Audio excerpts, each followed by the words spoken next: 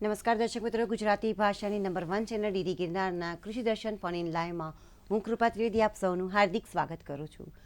દર્શક મિત્રો, કૃષિ વ્યવસાયમાં ઘણી બધી વાર એવું બનતું હોય છે કે વધુ ઝડપથી અને વધુ પ્રમાણમાં ઉત્પાદન પ્રાપ્ત કરવા માટે વધુ પડતા રાસાયણિક ખાતરો અને વધુ પડતી રાસાયણિક દવાઓનો વપરાશ ખેડૂતો દ્વારા કરવામાં આવે છે, જેની તીવ્રપણે માઠી અસર જમીનની ફળદ્રુપતા, હવાની શુદ્ધતા તેમજ માનવ સ્વાસ્થ્ય પર પડતી હોય છે, જે સરવાળે પર્યાવરણ, જમીન, પ્રાણી તેમજ મનુષ્ય જીવન માટે ખૂબ જ હાનિકારક છે.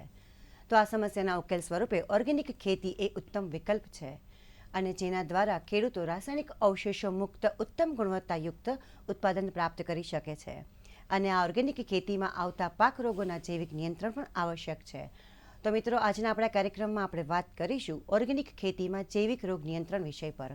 આ વિષય પર આપના તરફથી પ્રશ્નો આવકારે છે. પ્રશ્ન પૂછવા માટે અમારા ફોન નંબરની નોંધ કરી લેજો. અમારા ફોન નંબર છે 079 2685 3814 અને 079 2685 3816. આપ જ્યારે પણ અમને ફોન પર પ્રશ્ન પૂછો ત્યારે ટીવીનો અવાજ ધીમો રાખશો, જેથી અમે આપના પ્રશ્નોને સારી રીતે સમજી શકીએ. તો મિત્રો, ઓર્ગેનિક ખેતીમાં જૈવિક રોગ નિયંત્રણ આ વિષય પર વિગતવાર માહિતી અને માર્ગદર્શન આપવા માટે વિષય નિષ્ણાત તરીકે આપણી સાથે સ્ટુડિયોમાં ઉપસ્થિત છે ડૉક્ટર કે.બી. રાખોલિયા સર, કે જેઓ સહપ્રાધ્યાપક તરીકે વનસ્પતિ રોગશાસ્ત્ર વિભાગ નવસારી કૃષિ યુનિવર્સિટી ખાતે ફરજ બજાવે છે. સાથે છે ડૉક્ટર ડી.એચ. ટંડેલ સર, કે જેઓ પણ સહપ્રાધ્યાપક તરીકે વનસ્પતિ રોગશાસ્ત્ર વિભાગ નવસારી કૃષિ યુનિવર્સિટી નવસારી ખાતે ફરજ બજાવે છે. નમસ્કાર ડૉક્ટર રાખોલિયા સર અને ડૉક્ટર ટંડેલ સર, આપ બંનેનું કૃષિ દર્શન ફોન ઇન લાઈવ અને સ્ટુડિયોમાં હાર્દિક સ્વાગત છે. ધન્યવાદ. ઓર્ગેનિક ખેતીમાં જૈવિક રોગ નિયંત્રણ આ વિશે આપણે આગળ ચર્ચા કરીએ. પહેલા ઓર્ગેનિક ખેતી એટલે શું, રાખોલિયા સાહેબ? ઓર્ગેનિક ખેતી એટલે કૃત્રિમ સ્ત્રોતોનો ખેતીની અંદર ઉપયોગ કર્યા વગર પર્યાવરણની જાળવણી અને વિકાસને ધ્યાનમાં રાખીને કુદરતી જે સ્ત્રોત છે એનો આપણે ઉપયોગ કરીને ખેતીની અંદર રોગ અને જીવાતના નિયંત્રણ માટે જૈવિક રોગ નિયંત્રણનો ઉપયોગ કરીને તેમજ ખાતરની પૂર્તિ કરવા માટે આપણે જૈવિક ખાતરો તેમજ દિવેલીનો ખોળ, વર્મી કમ્પોસ્ટ, સાણિયા ખાતરનો ઉપયોગ કરી અને ખેતીની અંદર ઉત્તમ ગુણવત્તાવાળું વધારેમાં વધારે ઉત્પાદન અવશેષો મુક્ત મેળવવી એ ખાસ કરીને આપણે ઓર્ગેનિક ખેતી પદ્ધતિ એને કહે છે. જી સર, અત્યારે આપણા પ્રથમ દર્શક મિત્ર દેવજીભાઈ રાજપૂત દિયોદરથી ઓનલાઈન પર જોડાઈ ગયા છે. હેલો. હા બેન, નમસ્કાર. જી નમસ્કાર દેવજીભાઈ. હા બેન, આપણે જમીન ખેડતા હોય આપણે તારે પાછળ કાબર આપણે બગલો ફરતા હોય, આપણે શું ફાયદો કરી શકે? એ ખાસ કરીને છે આપણી જમીનની અંદર જે જીવાતના કોછેટા અવસ્થામાં હોય છે, અમુક ઈયળ અવસ્થામાં પણ હોય છે, તો એને એ ખોરાક તરીકે ઉપયોગ કરી અને જૈવિક નિયંત્રણનો છે પક્ષીઓ દ્વારા છે એ નિયંત્રણ કુદરતી રીતે જ થતું હોય છે. જ્યારે આગળ ખેડ થતી જાય છે પાછળ આ જીવાતોના જે કોછેટા કે ઈયળો બધો હોય એનો નાશ કરે છે.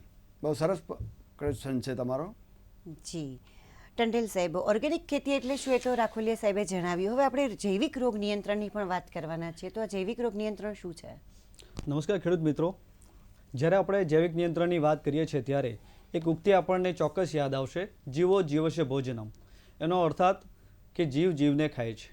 હવે ખેતીની ભાષામાં જાણીએ આપણે તો આપણે જોઈએ છીએ કે જુદા જુદા પાકોની અંદર જુદા જુદા હવાજન્ય, જમીનજન્ય રોગકારકો હોય છે. એ પાકોની અંદર જુદા જુદા પ્રકારના જૈવિક રોગ નિયંત્રણની માહિતી આપણે આગળ લઈશું. અત્યારે એક દર્શક મિત્ર ભાવનગરથી આપણી ફોનલાઈન પર રાહ જોઈ રહ્યા છે, પ્રદીપસિંહ ગોહિલ. હેલો. હા, પ્રશ્ન અમારો છે, કપાસ અમારો કાળો બહુ પડી ગયો સાહેબ. બરાબર. કપાસની ખેતી કરો છો? હા, કપાસની ખેતી કરીએ. કેટલા સમયથી કરો છો? 2-3 વર્ષથી કરીએ. બરાબર છે. કપાસ તમારો સુકાઈ જાય છે કે કાળો પડી જાય છે? બહુ ક્વેશ્ચન તમારો પ્રશ્ન બરાબર સમજાતો નથી સર. કપાસ કાળો પડી છે સાહેબ, સુકાતો નથી, કાળો પડી ગયો સાવ. ઓકે ઓકે, એટલે પાન કાળા પડી જાય છે. હલો. હા, હેલો.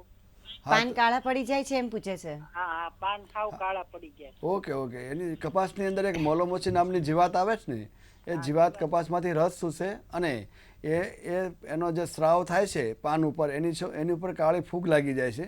એટલે ખાસ કરી અને આ કપાસ છે એ કાળો પડી જાય છે.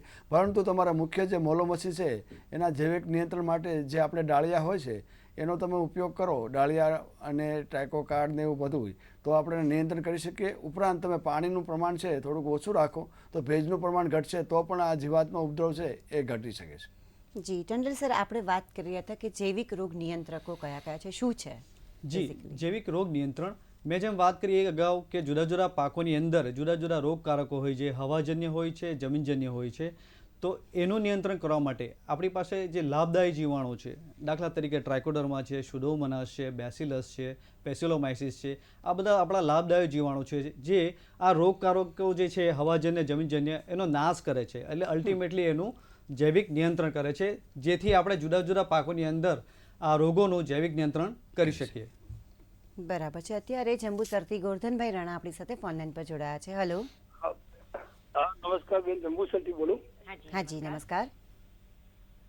પ્રશ્ન એવો છે બેન કે જૈવિક રોગ નિયંત્રણ અથવા ખેતી ખાતાની કોઈ બી માહિતી માટે સરકાર દ્વારા કોઈ પ્રોગ્રામ કરવામાં આવે છે જેથી લાભાર્થીઓને સ્પષ્ટ માર્ગદર્શન મળે, જેથી આવકમાં વધારો થાય?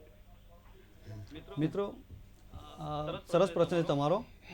હવે જૈવિક નિયંત્રણ જ્યારે વાત કરીએ છીએ આપણે, ત્યારે આપણી દરેક કૃષિ યુનિવર્સિટી ગુજરાત રાજ્યની અંદર છે. જેમ તમે અત્યારે જંબુસરથી વાત કરી રહ્યા છો, તો આપણે નવસારી કૃષિ યુનિવર્સિટીની તાબા હેઠળની આપણે ભરૂચની અંદર કૃષિ કોલેજ છે અને દરેક જગ્યાએ દરેક જિલ્લામાં કેવીકે કાર્યરત છે. ત્યાં જુદા જુદા પ્રકારની એટલે કે જુદા જુદા વિષયોની તાલીમો પણ આપવામાં આવે છે. તેમાં કૃષિ પાકોની અંદર જૈવિક રોગ નિયંત્રણને પણ આવરી લેવામાં આવે છે. એટલે આપણે તમે જંબુસરથી વાત કરી રહ્યા છો તો એ પ્રશ્નોનું નિવારણ માટે તમે નજીકની આપણી કોલેજ છે ભરૂચમાં, ત્યાં સંપર્ક કરીને પણ ત્યાં ચોક્કસથી માહિતી મેળવી શકશો. અને જરૂર જણાય તો નવસારી કૃષિ યુનિવર્સિટીના મેન હેડ સેન્ટર પર પણ આવી શકશો. તમને ચોક્કસથી માહિતી મળશે અને આપણે નિવારણ લાવી શકીશું. જી, અત્યારે દિનેશભાઈ પ્રજાપતિ પાલનપુરથી આપણી સાથે જોડાયા છે. દિનેશભાઈ નમસ્કાર. હેલો. હા, નમસ્કાર કૃપાબેન. હાજી, આપનો પ્રશ્ન જણાવો. મારો નમસ્કાર. મારું કહેવાનું છે મરચીમાં કોકડવા આવે તો એનો ઓર્ગેનિક શું ઉપાય છે, અને ઘઉંમાં ઊંધે માટે ઓર્ગેનિક કઈ ટ્રીટમેન્ટ આપી શકાય કે જેથી ઘઉંના વાવેતરમાં ઊંધે અસર કરે નહીં? મરચી અને ઘઉં બે વિષય પર મરચીની અંદર જે કોકડવા આવે છે એ મરચીમાં 3 રીતે કોકડવા આવે છે. એક તો કોકડવા વાયરસથી થાય છે, બીજો કોકડવા છે એ થ્રિપ્સ નામની જીવાતથી થાય છે, અને ત્રીજો જે કોકડવા છે પાન ઉપર વળી જાય છે એ પાન કથીરીથી થાય છે, ઇરિયોફાઇટ માઇટથી થાય છે. બરાબર.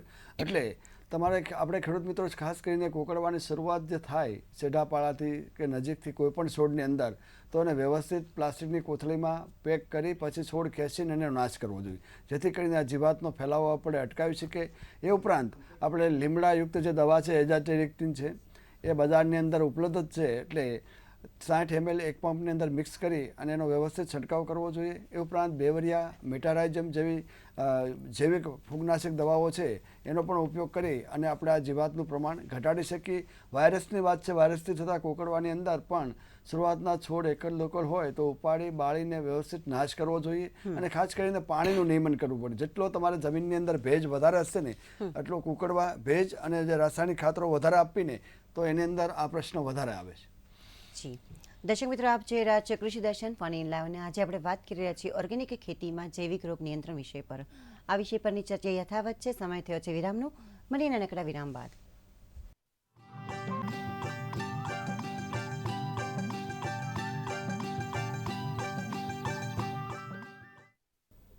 દર્શક મિત્રો, વિરામ બાદ ફરીવાર આપ સૌનું હાર્દિક સ્વાગત છે. આપ જોઈ રહ્યા છો કૃષિ દર્શન ફોન ઇન લાઈવ. ઓર્ગેનિક ખેતીમાં જૈવિક રોગ નિયંત્રણ વિષય પર ડૉક્ટર KB રાખોલિયા સર અને ડૉક્ટર DH ટંડેલ સર ખરેખર ખૂબ જ અગત્યની માહિતી આપી રહ્યા છે. આપણા કાર્યક્રમને આગળ વધારીએ અને દાહોદથી જશવંતભાઈ પટેલ આપણી સાથે ફોનલાઈન પર જોડાયા છે, એમને સાંભળીએ. હલો. હા, હું દાહોદ જિલ્લામાંથી બોલું છું. જી. અમારે ત્યાં ઓર્ગેનિક ખેતી આંબાની કરેલી છે. બરાબર. તો આંબાની અંદર ગુચ્છાનો રોગ જ્યાદાતર કેસર કેરીમાં આવ્યો છે. તો આ ગુચ્છા કેરીનો જે રોગ છે તેનું જૈવિક નિયંત્રણ કઈ રીતે કરી શકાય? બહુ અગત્યનો પ્રશ્ન છે ખેડૂત મિત્રો. આ રોગ ધીરે ધીરે ગુજરાતની અંદર બહુ જ વધી રહ્યો છે. શરૂઆત તો ઉત્તર ભારતથી થયેલી, નર્સરી દ્વારા ખેડૂતોના ખેતર સુધી પહોંચી ગયો છે. હવે આપ જે આ રોગની જૈવિક નિયંત્રણની વાત કરો છો એની કરતાં પણ સહેલી અને આપણે અપનાવી શકીએ એવી પદ્ધતિ એવી છે કે જે તમારે આંબાની અંદર જે ગુચ્છા છે એને 9 ઇંચથી 1 ફૂટ સુધી આગળથી કાપી અને બાળીને નાશ કરજો. પહેલી વસ્તુ તો આ કરીએ આપણે. બરાબર છે. એ ઉપરાંત પછી આનો ફેલાવો છે એ પાન કથીરી દ્વારા થાય છે. એટલે એના માટે આપણે એઝાડેરિક્ટિન યુક્ત જે લીમડાયુક્ત દવા આવે છે એનો છંટકાવ વ્યવસ્થિત અથવા તો સજીવ ખેતીમાં ઓર્ગેનિક ખેતીમાં વેટેબલ સલ્ફર ફૂગનાશક દવા છે એને પણ આપણે ઇન્ક્લુડ કરવામાં આવી છે. તો વેટેબલ સલ્ફર છે 2.5 ગ્રામ 1 લીટર પાણીમાં મિશ્ર કરી અને છંટકાવ કરવો જોઈએ. આ ઉપરાંત ખાસ તમારે મોનિટરિંગ કરવું પડશે. જેટલા ડાળીની અંદર આવા મોર આવશે અથવા તો આવા ગુચ્છા થશે એનું વ્યવસ્થિત કટિંગ કરી કાપી અને બાળીને નાશ કરવાનો રહેશે. જી, અત્યારે ડેર પાટણથી ધીરજભાઈ રબારી આપણી સાથે ફોનલાઈન પર જોડાયા છે. ધીરજભાઈ નમસ્કાર. કૃપાબેન તેમજ કૃષિ દર્શન આખી ટીમને પણ નમસ્કાર, મહેમાનને પણ નમસ્કાર. એક તો પ્રથમ તો ઓર્ગેનિક જે ખેતીને આપ પ્રાધાન્ય આપીને આ વિષયને ઉમેરો છો એ માટે આપને ખૂબ ખૂબ આભાર અને અભિનંદન. જી આભાર. મારો પ્રશ્ન એ છે કે ઓર્ગેનિક રીતે એરંડાની ખેતી કરી હોય અને એમાં કોઈક રોગ જીવાત આવી હોય, મતલબ કે ટપકા પડી જાય પાનમાં, તો જૈવિક રીતે નિયંત્રણ કરવું હોય તો કઈ રીતે કરી શકાય સાહેબશ્રીને મારો પ્રશ્ન. બરાબર છે. હવે આપ જાણો છો કે prevention is better than care. એટલે અમારે રોગશાસ્ત્રની અંદર પહેલું સ્લોગન આ છે કે રોગ આવે એ પહેલાં એની કાળજી રાખવી જોઈએ. જ્યારે આપણે દિવેલાનું વાવેતર કરીએ ત્યારે ટ્રાઇકોડર્મા વિરિડી અથવા આર્જેનિયમ 2.5 થી 5 કિલો 500 કિલો છાણિયા ખાતરમાં મિક્સ કરીને છાશમાં આપવું જોઈએ. પછી એટલે જેથી કરીને સુકારો અને મૂળના કોહવારા રોગને અટકાવી શકાય. ત્યારબાદ જે વાત કરી છે આપણે પાનના ટપકા ઉપરના જે રોગો છે અલ્ટરનેરિયા અને બેક્ટેરિયલથી, તો એને માટે સુડોમોનસ અથવા તો બેસિલસ નામના જૈવિક નિયંત્રકો આવે છે જે પ્રવાહી સ્વરૂપમાં હોય છે. એટલે 5 ml 1 લીટર પાણીમાં મિક્સ કરી વ્યવસ્થિત અને એક પંપમાં 75 ml જેવું મિક્સ કરી 60 ml જેવું મિક્સ કરી અને વ્યવસ્થિત છંટકાવ કરવાથી આપણે આ પાનના ટપકાના રોગનું પણ નિયંત્રણ કરી શકીએ છીએ દિવેલામાં. બરાબર છે. રાખોલિયા સાહેબ, ટંડેલ સાહેબે અગાઉ જણાવ્યું કે જૈવિક રોગ નિયંત્રણ એટલે શું. તો હવે આપણા ખેડૂત મિત્રોને એ પ્રશ્ન ચોક્કસ થશે કે જૈવિક રોગ નિયંત્રકો છે એ કયા કયા છે. ઓકે, બહુ સરસ પ્રશ્ન છે. જૈવિક રોગ નિયંત્રકો છે એ આપણે સૂક્ષ્મ જીવાણુઓ છે ઉપરાંત ફૂગ છે જે ખેતી માટે ઉપયોગી હોય. કોઈ રોગ અને રોગકારક કોઈ છોડ ઉપર, મનુષ્ય ઉપર ને પ્રાણી ઉપર ન હોય એવી જે ઉપયોગી ફૂગ અને જીવાણુ છે એને વૈજ્ઞાનિકો દ્વારા લેબોરેટરીમાં જુદા જુદા માધ્યમમાં ઉપયોગ કરી અને એની ચકાસણી કર્યા પછી ખેડૂતોને ભલામણ કરવામાં આવે છે. તો એમાં ટ્રાઇકોડર્મા વિરિડી છે, ટ્રાઇકોડર્મા આર્જેનિયમ છે, આ ઉપરાંત બેસિલસ સબ્ટિલિસ અને સુડોમોનસ ફ્લોરોસન્સ ખાસ કરી અને વધારે પ્રમાણમાં ઉપયોગમાં આ જૈવિક નિયંત્રકોનો ઉપયોગ આપણે કરીએ છીએ. આ જૈવિક નિયંત્રકો વાપરવાથી રોગની આપણે જૈવિક નિયંત્રણ કરી શકશું. એ ઉપરાંત ખાસ કરીને એ પીજીપીઆર એટલે કે છોડની વૃદ્ધિ અને વિકાસ પણ વધારે કરે છે. જમીનમાં અલભ્ય પોષક તત્વો છે એને લભ્ય કરી છોડને આપે છે અને જમીનની ફળદ્રુપતામાં ખૂબ વધારો કરે છે. જેથી કરી અને આ મલ્ટીપર્પઝ જૈવિક નિયંત્રકો છે અને એનો દરેક ખેડૂતોએ આને ખેતી પદ્ધતિમાં આવરી લેવો જોઈએ અને અપનાવવું જોઈએ. બરાબર છે. ટંડેલ સાહેબ, આપણે ખેતી પાકોની અંદર જે રોગ આવતા હોય છે એનાથી અંદાજિત નુકસાન વિશે વાત કરીએ તો શું કહી શકાય? ખેડૂત મિત્રો, સામાન્ય રીતે વાત કરીએ તો ખેતી પાકોમાં નુકસાન જે છે 26 થી 30% જેવું સામાન્ય રીતે થતું હોય છે.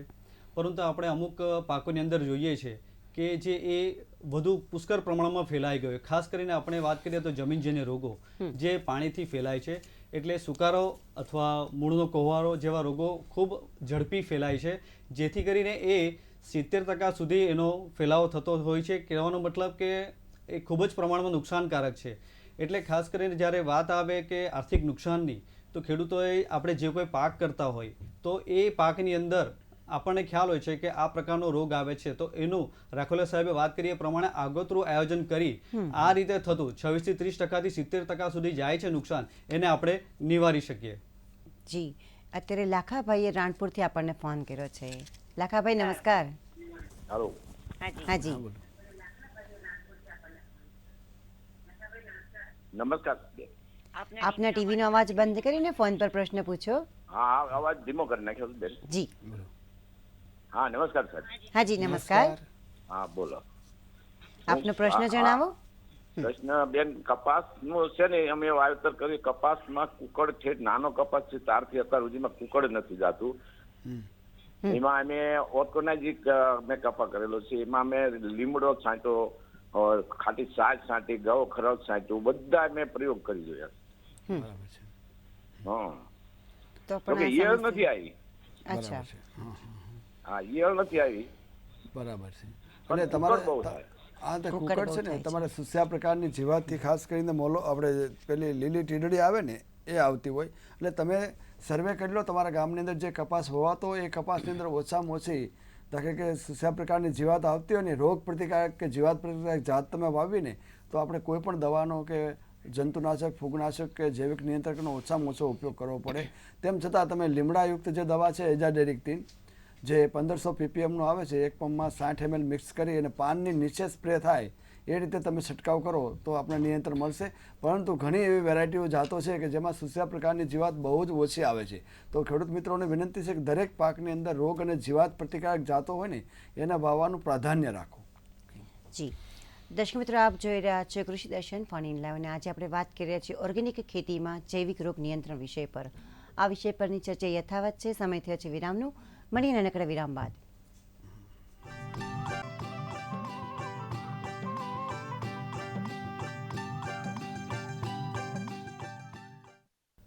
દર્શક મિત્રો, વિરામ બાદ ફરીવાર આપ સૌનું હાર્દિક સ્વાગત છે. આપ જોઈ રહ્યા છો કૃષિ દર્શન ફોન ઇન લાઈવ.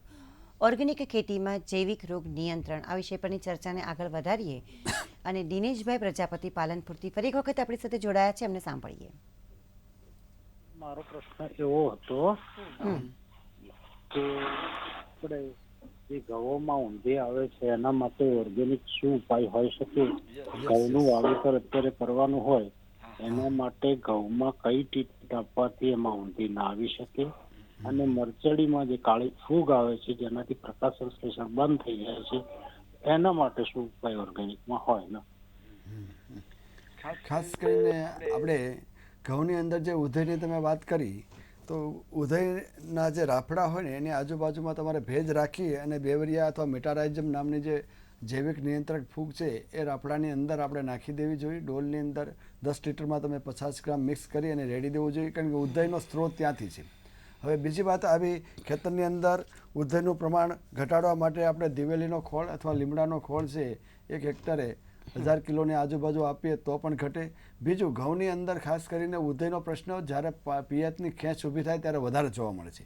તો નિયમિત રેગ્યુલર આપણે પિયત આપવામાં આવે. જમીનની અંદર ભેજ હશે વધારે તો ઉધઈ કામ નહીં કરી શકે. એટલે આ ઉધઈનો છે. અને આપે જે પાન કાળા થઈ જવા માટેની જે વાત કરી એ કેવો પાક હતો? મરચીનો હતો. હા, મરચીની અંદર પણ ખાસ કરીને થ્રિપ્સ અને મોલોમસી જીવાતથી મરચીની અંદર એના જે કાળી ફૂગ છે એના ઉપર ઉગી નીકળે છે, જીવાતને રસ બહાર આવે છે એની ઉપર. એટલે એના નિયંત્રણ માટે આપણે પહેલો તો છે જીવાતનું નિયંત્રણ કરવું જરૂરી છે. એ માટે જૈવિક નિયંત્રણના ટોપિકને ધ્યાનમાં રાખીને આપણે જે લીમડાયુક્ત દવાઓ છે એઝાડિરેક્ટિન કે જે 1500 ppm છે, 60 ml 10 લીટર પાણીમાં મિક્સ કરી અને વ્યવસ્થિત છંટકાવ કરવો જોઈએ. પિયતનું થોડુંક નિયમિત કરવું જોઈએ, વધારે પિયત આપવું ન જોઈએ. તો આ છે આ જીવાતનું નિયંત્રણ થશે. સાથે સાથે સુડોમોનાસ કલ્ચર છે એ 5 ml 1 લીટર પાણીમાં એટલે 75 ml પંપમાં મિક્સ કરી અને છંટકાવ કરવાથી ઉપર જે કાળી ફૂગ છે એનું પણ નિયંત્રણ કરી શકાશે. જી, અત્યારે ઘનશ્યામભાઈએ બરવાડાથી આપણને ફોન કર્યો છે. ઘનશ્યામભાઈ નમસ્કાર. હેલો. હાજી હા જી, આપનો પ્રશ્ન જણાવો. હવે અમારે ઓર્ગેનિક ખેતી કરવી છે તો હવે એની પ્રથા અમારે કઈ રીતે બદલી નાખવી? હવે રાસાયણિક ખાતર અત્યાર સુધી વાપરવી છે. અત્યાર સુધી આપે રાસાયણિક ખાતરો દ્વારા ખેતી કરેલી છે. હવે ઓર્ગેનિક ખેતી તરફ વળવું છે. તો કાયમ તો અમારીથી બદલી શકે નહીં, પણ મોલાયત ન હારી થાય તો શું કરવું એમ? ના, એ માટે છે ને ખાસ કરી આપણે ઓર્ગેનિક ખેતીનું માટે વ્યવસ્થિત પ્લાનિંગ કરવું પડે કે પહેલાં આપણે જમીનની અંદર જે ઓર્ગેનિક કાર્બન ઘટે છે એટલે દેશી છાણિયું ખાતર કોવાયેલું હોય એ નાખવું જોઈએ, દિવેલાના ખોળ નાખવો જોઈએ, લીંબડીઓના ખોળ નાખવો જોઈએ, જરૂર પડે તો વર્મી કમ્પોસ્ટ આપવું જોઈએ. અને જરૂર પડે અમુક ભાગની અંદર તો પાકની ફેરબદલી કરી અને લીલો પડવાશ પણ કરવાથી આપણે સિસ્ટમેટિક જઈએ તો જ આપણે ઓર્ગેનિક ખેતીની અંદર વધારે ફાયદો થાય છે. કારણ કે સીધું આપણે કેમિકલ બંધ કરીને જઈ રહ્યા છીએ તો એના માટે બેટર છે કે તમે દિવેલાનો ખોળ, લીમડાનો ખોળ અને છાણિયું ખાતર છે ખેતીની અંદર વ્યવસ્થિત તમે ઉપયોગ કરો દરેક પાકની અંદર તો આપને ફાયદો થઈ શકે. બરાબર છે. ટંડેલ સાહેબ, આપણે જૈવિક રોગ નિયંત્રકો કયા કયા છે એ વાત થઈ અગાઉ, તો એને વાપરવાની પદ્ધતિ છે એ કઈ કઈ છે એના વિશે વાત કરીએ. ખેડૂત મિત્રો, જૈવિક નિયંત્રકો વાપરવાની પદ્ધતિઓ 3 પ્રકારની હોય છે. ખાસ કરીને પ્રથમ વાત કરીએ તો બીજ માવજત. દરેક પાકોની અંદર જે રોગ આવતા હોય, ખાસ કરીને બીજજન્ય રોગો, એનું નિવારણ માટે આપણે બીજનો પટ આપવો જોઈએ, બીજ માવજત કરવી જોઈએ. એમાં ખાસ કરીને ટ્રાઇકોડર્મા, હોય તો એ 10 ગ્રામ કિલોગ્રામ બિયારણ માટે, અથવા તો સુડોમોનાસ લઈએ તો 10 ml પ્રતિ કિલોગ્રામ બિયારણ સાથે એને પટ આપીને એને વાવવું જોઈએ અથવા વાવેતર કરવું જોઈએ, જેથી કરીને આપણે બીજજન્ય રોગોને નાથી શકીએ.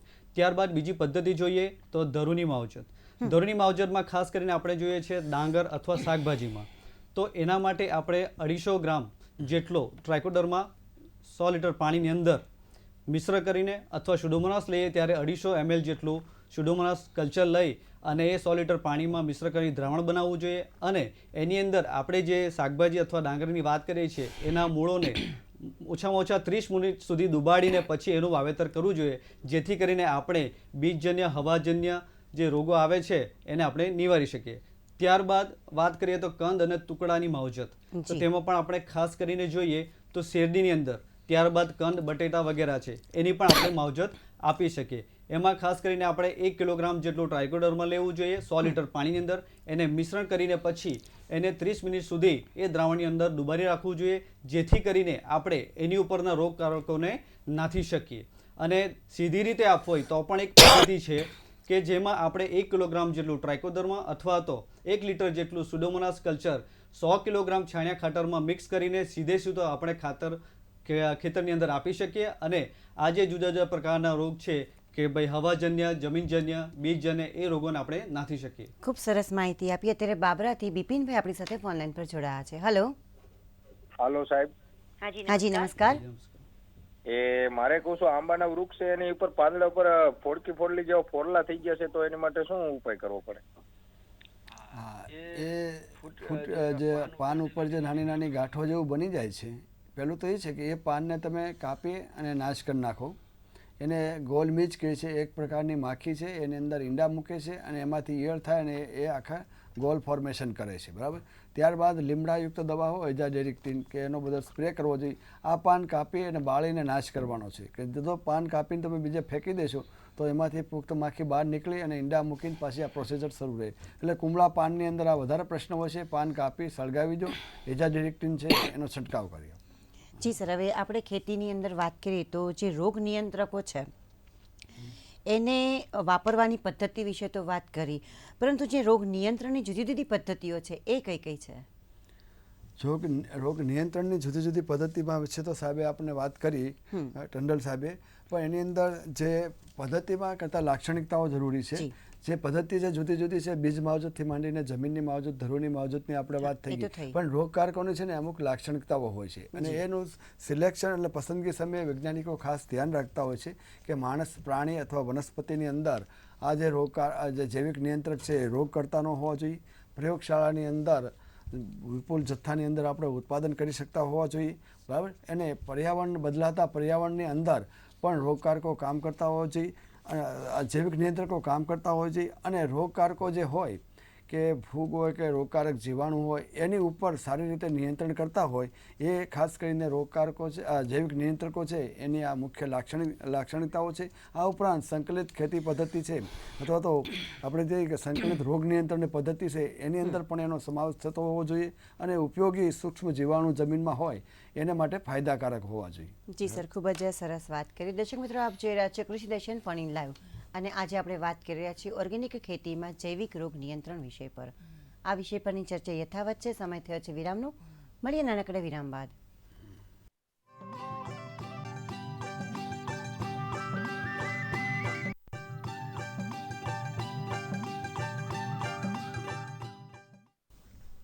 દર્શક મિત્રો, વિરામ બાદ ફેરવેર આપ સૌનું હાર્દિક સ્વાગત છે. આપ જોઈ રહ્યા છો કૃષિ દર્શન ફોન ઇન લાઈવ. ઓર્ગેનિક ખેતીમાં જૈવિક રોગ નિયંત્રણ આ વિષય પર ડૉક્ટર KB રાખોલિયા સર અને ડૉક્ટર DH ટંડેલ સર ખરેખર ખૂબ જ અગત્યની માહિતી આપી રહ્યા છે.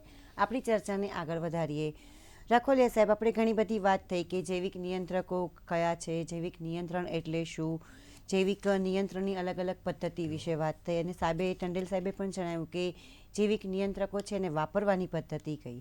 હવે જૈવિક નિયંત્રકો છે એ કામ કઈ રીતે કરે છે? બહુ અગત્યનો પ્રશ્ન છે. જી ખેડૂત મિત્રો, જૈવિક નિયંત્રકો આપણે જમીનમાં આપી કે બીજ માવજત સાથે આપી ત્યારે એ જે આપણા રોગકારક જે જીવાણુ કે ફૂગ હોય એની ઉપર એનું આવરણ બનાવી દે છે અને એને રોગની અંદર જે રોગકારક છે એનો રસ ચૂસી અને એનો નાશ કરે છે અને માઇકોપેરાસિટિઝમ કહે છે.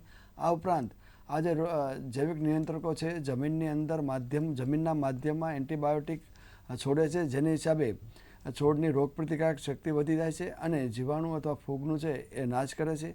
ઉપરાંત ખાસ કરી અને જે જૈવિક નિયંત્રકો છે એ જમીનની અંદર રહેલા અલભ્ય પોષક તત્વો છે એને લભ્ય કરી અને છોડને આપે છે.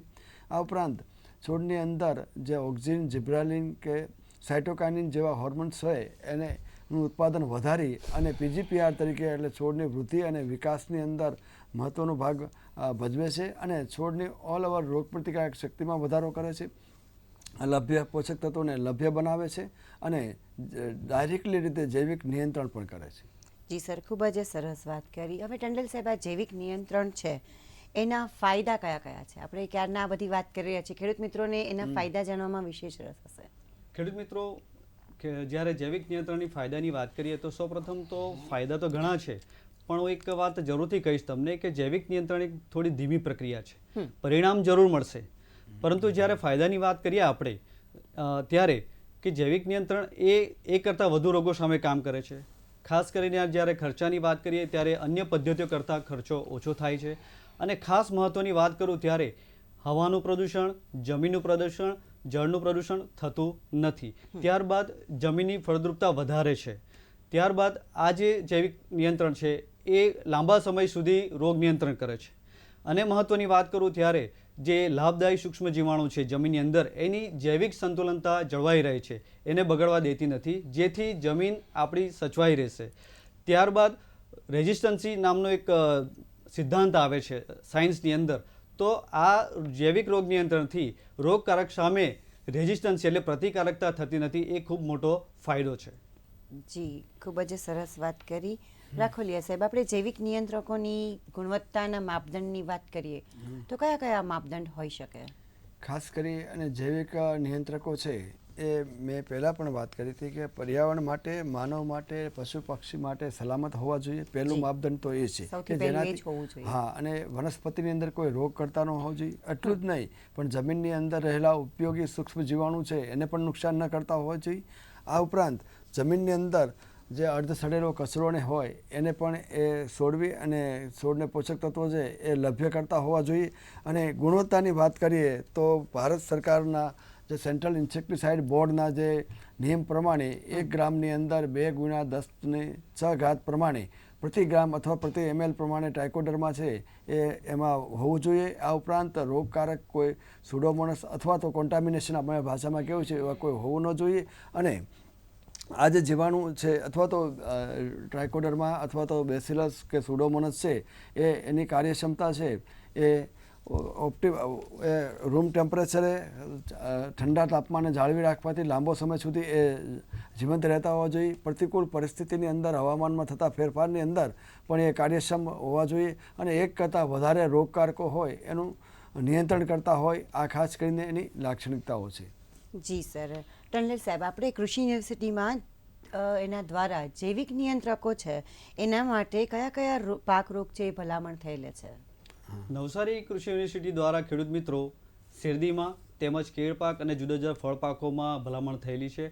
જ્યારે આપણે વાત કરીએ શેરડીની ત્યારે ટ્રાઇકોડર્મા વિરિડી અને ટ્રાઇકોડર્મા હર્જિયાનમ 8 ટન પ્રેસમાંની અંદર મિશ્ર કરી એને રોપવાના સમયે જો જમીનમાં આપવામાં આવે તો એનાથી ખૂબ જ સારું નિયંત્રણ જેમ કે સુકારો અને રાતરો રોગ સામે મળે છે એની ભલામણ થયેલી છે. ત્યારે અગત્યના ફ્રૂટ પાક જે ખરા ફળ પાક કેળની અંદર વાત કરીએ ત્યારે કંદના સડા માટે ટ્રાઇકોડર્મા વિરિડી અને ટ્રાઇકોડર્મા હર્જિયાનમ એ જે છે એ 50 ગ્રામ પ્રતિ પ્લાન્ટ અને ત્યારબાદ એની સાથે સ્યુડોમોનાસ 15 ગ્રામ પ્રતિ છોડ અને એની સાથે પેશિલોમાઇસિસ એ કૃમિ માટેની ખાસ કામ કરતી જૈવિક નિયંત્રક છે. એ ત્રણેય મિશ્ર કરીને રોપતી સમયે જે ખાડા કર્યા હોય કંડ માટે એમાં આપી શકાય. એનાથી ખૂબ જ સારું પરિણામ મળે છે, જે નવસારી કૃષિ યુનિવર્સિટી દ્વારા ભલામણ બહાર પાડવામાં આવેલ છે. આ ઉપરાંત ખાસ કરીને દિવેલાની અંદર મૂળનો કોહવારો અને સુકારોનો રોગ આવે છે ઉત્તર ગુજરાત અને સૌરાષ્ટ્રની અંદર. એમાં પણ 5 કિલોગ્રામ ટ્રાઇકોડર્મા વિરિડી અથવા આર્જેનિયમ 500 કિલો રાયડાના ખોળ સાથે અથવા દેશી ખાતર સાથે મિક્સ કરી અને જમીનમાં આપવું જોઈએ. મગફળીની અંદર આવતી સફેદ ફૂગ એટલે થડના છડાના રોગ નિયંત્રણ માટે પણ 2.5 કિલોથી 5 કિલોગ્રામ ટ્રાઇકોડર્મા વિરિડી ટ્રાઇકોડર્મા આર્જેનિયમ બંનેની ભલામણ છે, જે 250 થી 500 કિલોગ્રામ આપણે છાણિયા ખાતર સાથે મિક્સ કરી અને આપવાથી આ રોગનું નિયંત્રણ થાય છે. આ ઉપરાંત જમીનજન્ય જે કૃમિ આવે છે, ખાસ કરીને ખેડા જિલ્લાની અંદર અને ઉત્તર ગુજરાતમાં, એની અંદર ટ્રાઇકોડર્મા વિરિડી છે એ કૃમિનું પણ જૈવિક નિયંત્રણ કરે છે, જેથી કરીને 5 કિલોગ્રામ ટ્રાઇકોડર્મા વિરિડી એ 500 કિલોગ્રામ છાણિયા ખાતર સાથે મિક્સ કરી અને આપવાથી આપણે કૃમિનું પણ નિયંત્રણ કરી શકીએ છીએ. ખૂબ સરસ વાત કરી. હવે રાખોલિયા સાહેબ, આપણે ઓર્ગેનિક ખેતીની અંદર રોગ જીવાત નિયંત્રણનું વાત કરી રહ્યા છીએ, તો જૈવિક નિયંત્રકો છે એના વિશે ઘણી બધી વાત થઈ, પરંતુ એનો ઉપયોગ કરતી વખતે કયા પ્રકારની કાળજી ખાસ રાખવી જોઈએ? બરાબર છે, આ બહુ જ અગત્યનો પ્રશ્ન છે, કારણ કે જે જૈવિક નિયંત્રકો છે એનું જે આપણે બોટલ અથવા તો બેગ લઈએ છીએ એની અંદર કરોડોની સંખ્યાની અંદર જીવંત સૂક્ષ્મ એના કોષો હોય છે, એટલે એની જાળવણી કરવી, કાળજી રાખવી બહુ જ જરૂરી છે. ખાસ કરી અને એની જે તારીખ એક્સપાયરી ડેટ લખેલી હોય એની પહેલાં એની જે પદ્ધતિ આપેલી હોય એ પદ્ધતિ પ્રમાણે એનો ઉપયોગ કરી લેવો જોઈએ. અને જૈવિક નિયંત્રકો છે ઠંડા તાપમાનમાં રાખવા જોઈએ, ડાયરેક્ટ સનલાઇટ સૂર્યપ્રકાશમાં ન આવે એ રીતેના આપણે ખાસ કરીને એનો સંગ્રહ કરવો જોઈએ. અને જૈવિક નિયંત્રકો છે રાસાયણિક દવાઓ સાથે, ફૂગનાશકો સાથે કે રાસાયણિક ખાતરો સાથે ક્યારેય એનો ઉપયોગ કરવો ન જોઈએ. અને જૈવિક નિયંત્રકોને અનુકૂળ પરિસ્થિતિ હોય, ખાસ કરીને જમીનની અંદર વધારેમાં વધારે ભેજ રહેતો હોય એ પાકની અંદર જૈવિક નિયંત્રકો છે આપણે વધારે સફળ થયેલા છે. દાખલા કે દક્ષિણ ગુજરાતમાં શેરડીની અંદર ટ્રાઇકોડર્મા વિરિડી અને આપણે બીજો જે પાક છે કેળની અંદર જે પન્નામા વિલ્ટ કે સુકારો અથવા તો થડના સડાનો રોગ આવે છે એની અંદર ટ્રાઇકોડર્મા અને સુડોમોનાસના રિઝલ્ટ બહુ જ સારા છે. કારણ કે આપ જાણો છો કેળ અને શેરડી સાયાવાળા પાક છે, આખું વર્ષ એની જમીનની અંદર ભેજ જળવાઈ રહે છે, એટલે આપતી વખતે જમીનની અંદર ખાસ કરીને ભેજ જાળવી રાખવો બહુ જરૂરી છે. આ મુખ્ય આપણે વાપરતી વખતે એની કાળજી રાખવી જોઈએ. જી ટંડેલ સાહેબ, આપણે પાકમાં જે આવતા રોગ છે એના સંકલિત નિયંત્રણ વિશે વાત કરીએ તો શું કહી શકાય? મિત્રો, પાકનું જ્યારે સંકલિત રોગ નિયંત્રણ કરવાની વાત કરીએ તો પહેલાં તો વાત કરીએ આપણે સંકલિત રોગ નિયંત્રણ શું છે. સર, એક દર્શક મિત્ર આપણી સાથે ફોનલાઈન પર જોડાયા છે, વીરાભાઈ કલ્યાણપુરથી. હેલો. હાજી નમસ્કાર વીરાભાઈ. મારે પ્રશ્ન એવો છે બેટા, જૈવિક નિયંત્રણ એ વાત બધી સાંભળે ભાઈ, એનો મતલબ જ અમને ખબર નથી કિસાનોને, બરોબર? જી, તો એના તો માટે મારો ચોક્કસથી આપણા નિષ્ણાતશ્રી આપના માટે જ છે, ફરી એક વખત આપને સમજાવશે. વીરાભાઈને પ્રશ્ન છે કલ્યાણપુરથી. હા, ખેડૂત મિત્ર, આપ ક્યાંથી બોલો છો? વતન દ્વારકાના ખીરસરા ગામથી. ઓકે મિત્ર, ખૂબ સરસ પ્રશ્ન છે. એકચ્યુઅલી આપણે જાગૃતતા હોવી જરૂરી છે, કારણ કે આપણે કોઈ પણ એક રાસાયણિકની વાત કરીએ કે જૈવિકની વાત કરીએ એના તરફ વળવું હોય તો એના માટે ચોક્કસ આપણને જ્ઞાન હોવું જરૂરી છે. જી. તો મિત્રો, આપણી ગુજરાતની અંદર 4 કૃષિ યુનિવર્સિટીઓ છે, તો એ કૃષિ યુનિવર્સિટીની અંદર કૃષિ વિજ્ઞાન કેન્દ્રો પણ કાર્યરત છે. આપણા નજીકના પણ કોઈ કેવી કે જે કાર્યરત હશે ત્યાં તાલીમો પણ આપવામાં આવે છે. એટલે મારી એક તમને સલાહ એ છે કે આપણે રાસાયણિક તરફથી જૈવિક તરફ જવું છે તો પહેલાં તો તમારે એનું વિશ્લેષણ કરવું જોઈએ કે હું કયો પાક લઉં છું અને એ પાકમાં મારું જૈવિક નિયંત્રણ કેટલું સફળ થશે અને મારી ખેતીની જે જમીન છે એની હાલની પરિસ્થિતિ શું છે. કારણ કે મિત્રો, આપને બધાને ખબર છે કે આપણે બેફામ રાસાયણિક દવાઓ ખાતરોને નાખીને આપણી જમીન અને બધું પૂરું થઈ ગયું છે. કહેવાનો મતલબ કે એની ફળદ્રુપતા પણ ઓછી થઈ ગઈ છે. તો આ મેં શરૂઆતમાં પણ કીધી એ પ્રમાણે કે જૈવિક નિયંત્રણ એ ધીમી પ્રક્રિયા છે, એટલે પહેલાં તમારે જાણી લેવું પડશે અને એના માટેની સંપૂર્ણ માહિતી હશે તો આપ જ્યાંથી બોલો છો ત્યાંથી મને ખ્યાલ છે ત્યાં સુધી જુનાગઢ કૃષિ યુનિવર્સિટી નજીક પડશે, એટલે એ બાબતની તમને સંપૂર્ણ માહિતી ત્યાંથી મળી જશે. એટલે તમે એ અત્યારે હાલમાં જે ખેતી કરી રહ્યા છો એ અને ઓર્ગેનિક તરફ જવાની વાત કરો છો અને જૈવિક નિયંત્રણની વાત કરો છો, એ માટેની સરખામણી કરી ત્યારબાદ આપ આગળ વધી શકો છો. જી દર્શક મિત્રો, આપ જોઈ રહ્યા છો કૃષિ દર્શન ફોન ઇન લાવને. આજે આપણે વાત કરી રહ્યા છીએ ઓર્ગેનિક ખેતીમાં જૈવિક રોગ નિયંત્રણ વિષય પર. આ વિષય પરની ચર્ચા યથાવત છે. સમય થયો છે ફરીથી એક વિરામનો. મળીએ નાનકડા વિરામ બાદ.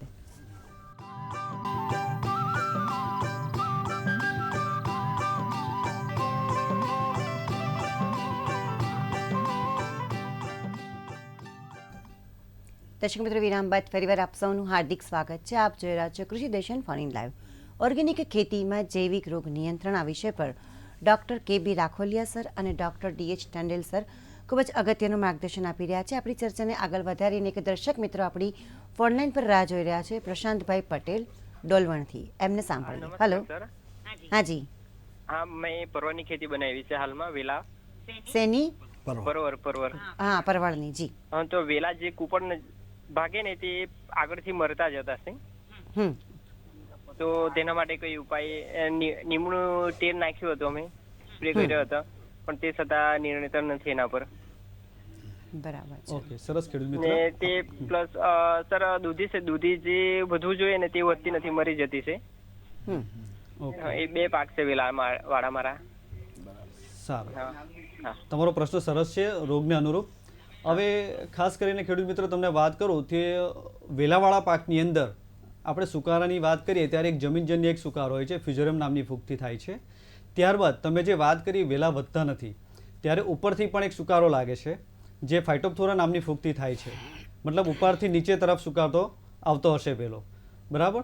તો આ જે ફૂગ છે એને આપણે નિયંત્રણમાં લાવવું હોય તો આપણે જમીનની અંદર ટ્રાઇકોડર્મા અથવા તો સ્યુડોમોનાસ એનું કલ્ચર આપણે જે અત્યારે શરૂઆતમાં વાત કરી એ પ્રમાણે 50 ગ્રામ પ્રતિ છોડ એ પ્રમાણે, અથવા તો સ્યુડોમોનાસની વાત કરીએ ત્યારે 50 ml પ્રતિ છોડ પ્રમાણે આપવું જોઈએ. ત્યારબાદ તમે જે દૂધીની વાત કરી એમાં પણ ખાસ કરીને આપણે વેલાવાળા શાકભાજીની વાત કરી રહ્યા છે ત્યારે સમાન પ્રશ્ન ઉદ્ભવે છે.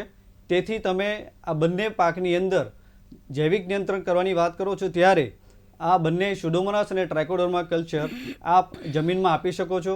જો તમારે સંવર્ધન કરવું હોય તો એ જ આપણે તમે 1 લીટર અથવા 1 કિલો જેટલું કલ્ચર લઈ જઈને છાણિયા ખાતેની અંદર પણ સંવર્ધન કરી શકો છો. સીધી ભાષામાં કહું તો જૈવિક નિયંત્રણ એટલે શું છે કે મિત્રો ધીમી પ્રક્રિયા છે. એટલે આપણા જે જમીનની અંદર રોગકારકો છે એ પુષ્કળ પ્રમાણમાં હશે અને જ્યારે આપણે જૈવિક નિયંત્રણ માટે જઈએ છીએ તો ઓછા પ્રમાણમાં એ આપીએ છીએ જમીનની અંદર, તો એ સામે ફાઇટ કરશે. ફાઇટ ક્યારે? સાદી ભાષામાં કહું તો આપણી સામે 100 જણા હોય, આપણે 1 જણા હોઈએ તો એ ફાઇટ જીતવામાં વાર લાગે. તેમ એની સંખ્યા વધારવી જોઈએ, જેથી કરીને આપ જો સંવર્ધન કરીને જો આપો તમારી જમીનની અંદર તો તમને ખૂબ સારું નિયંત્રણ મળશે.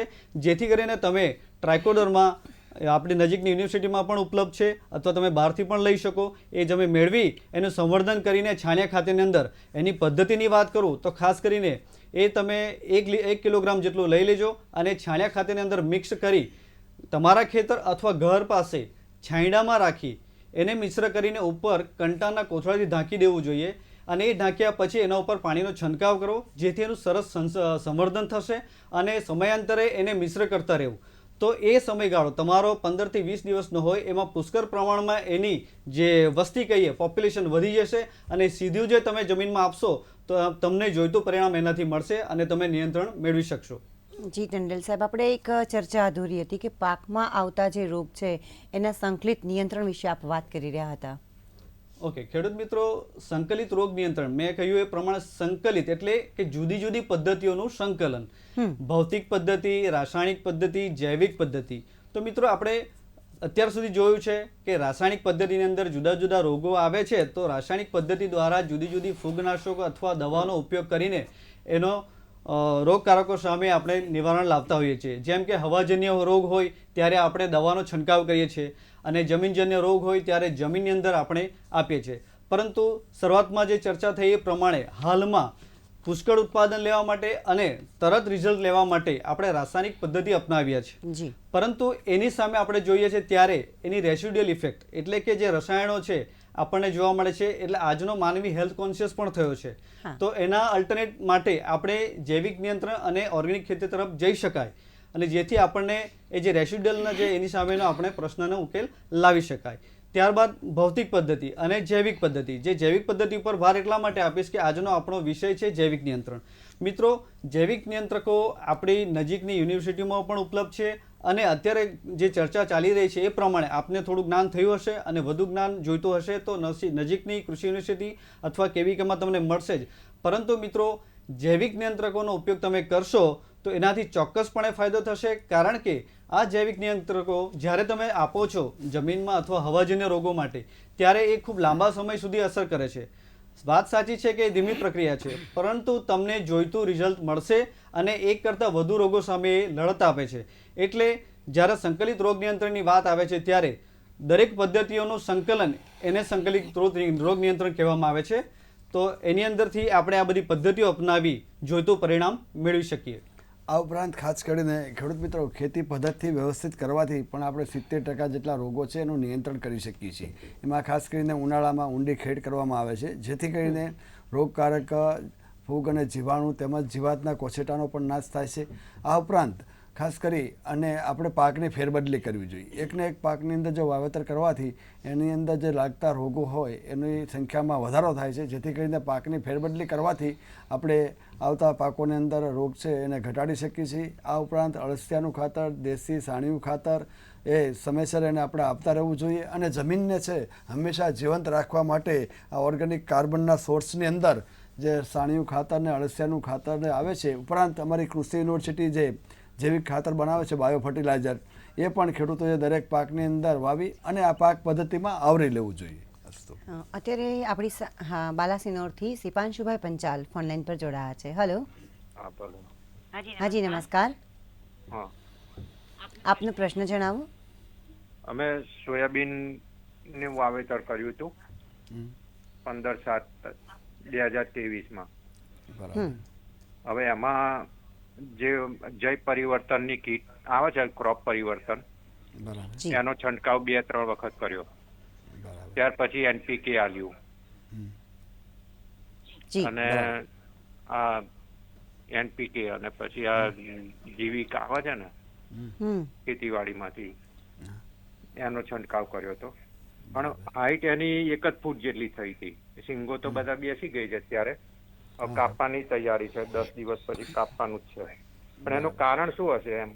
કારણ કે બીજા બધાના સોયાબીન જોયા ને તો લગભગ 2 થી 2.5 ફૂટ, 2.5 થી 3 ફૂટ જેટલો હાઈટ હતી એની. બરાબર છે. એ છોડની હાઈટ છે ને તમારી જમીનની ફળદ્રુપતા ઉપર આધાર રાખે છે.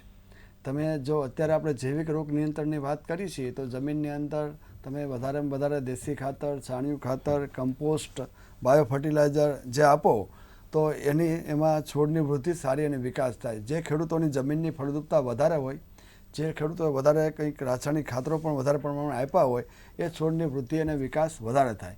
બીજો છોડની વૃદ્ધિ અને વિકાસનો આધાર છે વેરાયટી ઉપર, પાકની જાત ઉપર પણ છે, જમીનની ફળદ્રુપતા ઉપર તો વધારે આધાર રાખે છે, અને પાકની માવજત ઉપર. એટલે આ બધુંને ધ્યાનમાં રાખી અને આપણે ખાસ કરીને જમીનની ફળદ્રુપતા તમે વધારો એટલે છોડની હાઈટ પણ, એટલે કે છોડનો વિકાસ અને ઉત્પાદન પણ સારું મળશે. જી, ખૂબ જ સરસ વાત કરી. ટંડેલ સાહેબ, આપણે ફળપાકોની વાત કરીએ તો ખૂબ જ અગત્યના હોય છે ફળપાકો એ કૃષિ વ્યવસાયની અંદર. એની અંદર જૈવિક રોગ નિયંત્રણ કરવાની પદ્ધતિઓ છે એ કઈ કઈ હોય છે, એના વિશે વાત કરીએ. ખેડૂત મિત્રો, અગાઉ મેં વાત કરી એ પ્રમાણે અમારી નવસારી કૃષિ યુનિવર્સિટી દ્વારા ભલામણો પણ થયેલ છે કેળ પાકની અંદર, તેમજ પપૈયા, ચીકુ, આંબાની અંદર આપણે આ ટ્રાઇકોડર્મા અને સુડોમોનાસ એ બંને જે આપણે લાભદાયી જીવાણુ છે એને જમીનમાં આપી શકીએ, જેથી કરીને ખાસ કરીને પપૈયાની અંદર થડનો કોહારો છે, ત્યારબાદ આંબાની અંદર સુકારો, ચીકુની અંદર સુકારો, આ રોગોનું નિયંત્રણ આપણે કરી શકીએ. આ દરેક પાકોની જે વાત કરી એની અંદર આ જે ફૂગ છે એ જમીનજન્ય છે, જેથી કરીને આપણે જ્યારે આ રોગનું નિયંત્રણ લાવવું હોય ફળ પાકોની અંદર તો 50 ગ્રામ પ્રતિ ઝાડ પ્રમાણે આપવું જોઈએ, જેથી કરીને સર, એક દર્શક મિત્ર આપણી ફોનલાઈન પર રાહ જોઈ રહ્યા છે, રમેશભાઈ પટેલ બાયડથી. હેલો. હાજી નમસ્કાર. ટ્રાઇકોડર્મા ખરું ને? હા, ટ્રાઇકોડર્મા. હા, એને ડ્રીપમાં આલી શકાય? ના, ટ્રાઇકોડર્માનું ફોર્મ્યુલેશન છે ને અત્યારે ડસ્ટ ફોર્મમાં હોય, પાવડર ફોર્મમાં છે, એટલે એ ન આપી શકાય. પણ ઘણી કંપનીઓ છે એ વેટેબલ પાવડરના રૂપમાં બનાવે છે. એ કંપનીનું વેટેબલ પાવડર રૂપમાં જે ફોર્મ્યુલેશન હોય ને એ આપણે ડ્રીપમાં આપી શકીએ. જી હા, ડૉક્ટર રાખોલિયા સાહેબ અને ડૉક્ટર ટંડેલ સાહેબ, આપ બંને અહીં પધાર્યા અને અમારા દર્શક મિત્રોના વિષય પર ખરેખર ખૂબ જ અગત્યની માહિતી આપી, માર્ગદર્શન આપ્યું, એ માટે આપ બંનેનો ખૂબ જ આભાર. નમસ્કાર. દર્શક મિત્રો, આજે આપણે ઓર્ગેનિક ખેતીમાં જૈવિક રોગ નિયંત્રણ વિષય પર ડૉક્ટર રાખોલિયા સર અને ડૉક્ટર ટંડેલ સર પાસેથી ખૂબ જ અગત્યની માહિતી મેળવી, જેનો ઉપયોગ કરી આપ પણ રાસાયણિક અવશેષો મુક્ત અને ઉત્તમ ગુણવત્તાયુક્ત ઉત્પાદન પ્રાપ્ત કરો એવી શુભકામના સાથે રજા લઈએ પહેલાં આપને આગામી શુક્રવારના કૃષિ દર્શન ફન ઇન લાઈવનો વિષય જણાવી દઈએ. આગામી શુક્રવાર તારીખ 3 નવેમ્બર 2023 સાંજે 5 વાગે આપ જે વિષય પર પ્રશ્ન પૂછી શકશો એ વિષય છે ખેત સામગ્રી અને નેનો ફર્ટિલાઇઝરનો ઉપયોગ. દર્શક મિત્રો, તારીખ, વિષય અને સમય ફરી વખત નોંધી લેજો. તારીખ 3 નવેમ્બર 2023, શુક્રવારે સાંજે 5 વાગે.